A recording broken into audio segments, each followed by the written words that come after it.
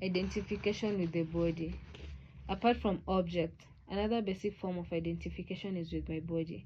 Firstly, the body is male or female, and so the sense of being a man or woman takes up a significant part of most people's sense of self. Gender becomes identity. Identification with gender is encouraged at an early age, and it forces you into a role, into conditioned patterns of behavior that affect all aspects of your life, not just sexuality. It is a role many people become completely trapped in, even more so in some of traditional societies than in Western culture, where identification with gender is beginning to lessen somewhat. In some traditional cultures, the worst fate a woman can have is to be unwed or barren, and for a man to lack sexual potency and not be able to produce children. Life's fulfillment is perceived to be fulfillment of one's gender identity. In the West, it is the physical appearance of the body that contributes greatly to the sense of who you think you are, its strength or weakness, its perceived beauty or ugliness relative to others. For many people, their sense of self-worth is intimately bound up with their physical strength, good looks, fitness, and external appearance. Many feel a diminished sense of self-worth because they perceive their body as ugly or imperfect.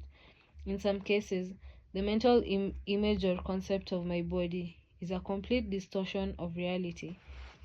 A young woman